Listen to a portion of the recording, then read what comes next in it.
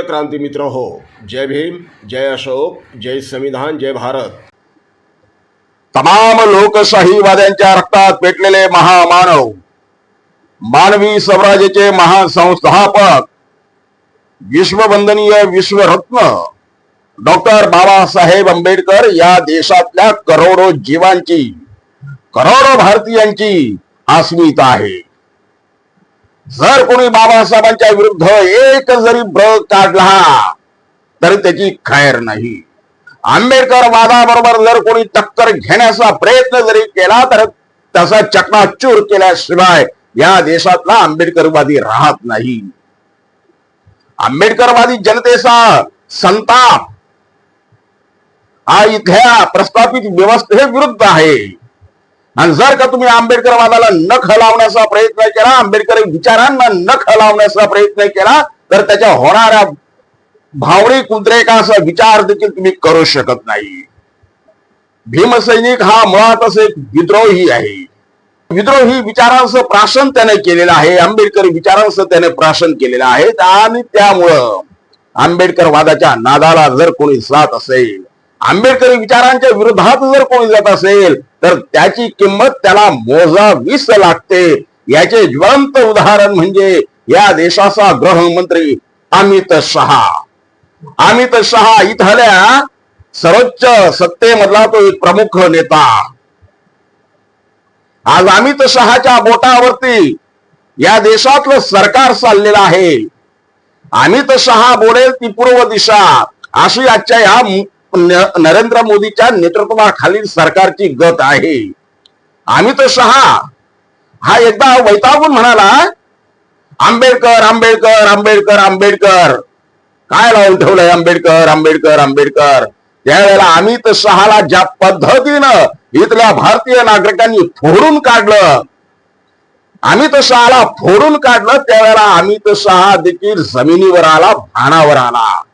आणि अमित शहाला या देशाची माफी मागावी लागली। हा इतिहास जिवंत आहे। तरी त्यातून बोध न घेता काही गल्लीबोळातील स्वयंभू नेते आंबेडकरवादाची छेड काढण्याचं काम करतात, आंबेडकरी जनतेला डिवचण्याचं काम करतात, भीमसैनिकांना चिडवण्याचं काम करतात।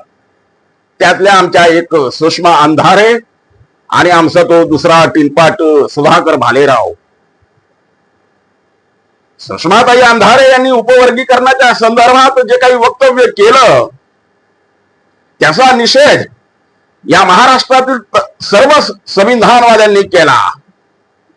सर्व स्तरावरून सुषमा अंधारेंचा विरोध झाला। सुषमा अंधारे यांच्या बिदागी घेऊन करण्यात येत असलेल्या भाषणांबद्दल सुषमा अंधारेंना ट्रोल करण्यात आलं। ज्या समाजाच्या पैशावरती मोठ्या झाल्या, ज्या समाजाच्या जीवावरती मोठ्या झाल्या, त्या समाजाच्या विरोधात बोलताना तुमची जीभ कशी थरथरली नाही, हा सवाल इथल्या महाराष्ट्रातल्या जनतेने विचारला।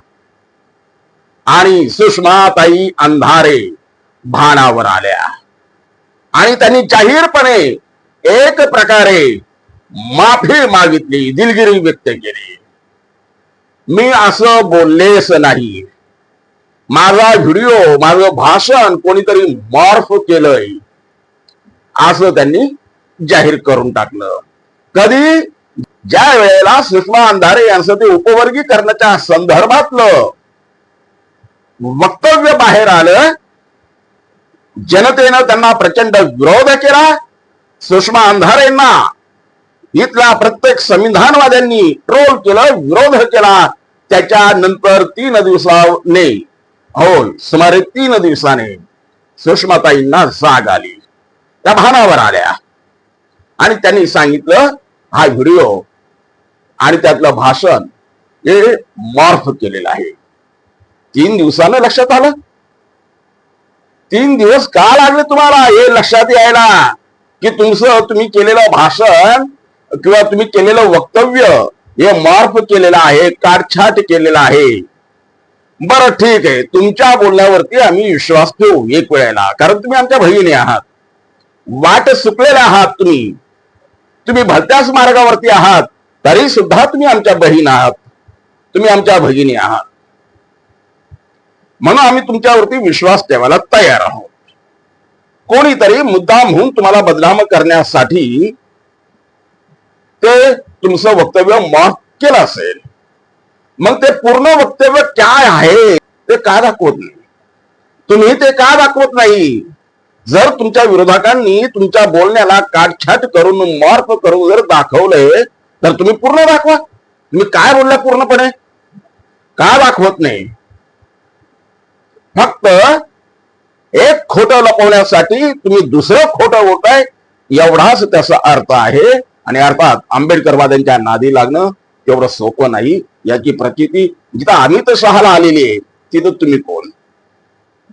दुसरा तो आपला टिनपाट उदगीरचा तो माजी आमदार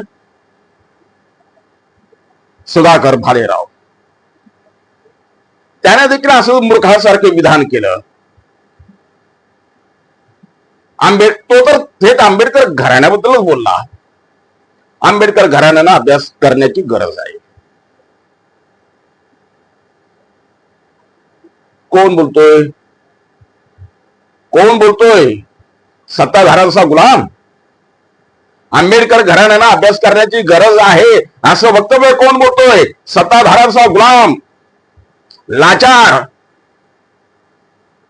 आणि ज्या वेळेला या सुधाकर भालेरावला इथल्या महाराष्ट्रातल्या जनतेनं फोडायला सुरुवात केली, त्याला जोडायला सुरुवात केली, त्यावेळेला तो भानावर आला, तसं टाळकं भानावर आलं, जाग्यावर आला आणि त्याने माफी मागून मोकळा झाला. मी असं बोललो नव्हतं, मला आंबेडकर घराण्याबद्दल आदर आहे, मला सन्माननीय प्रकाशजी आंबेडकर साहेबांबद्दल आदर आहे, मला सन्माननीय आनंदराज आंबेडकर साहेबांबद्दल आदर आहे, असं तो काही बोलू लागला.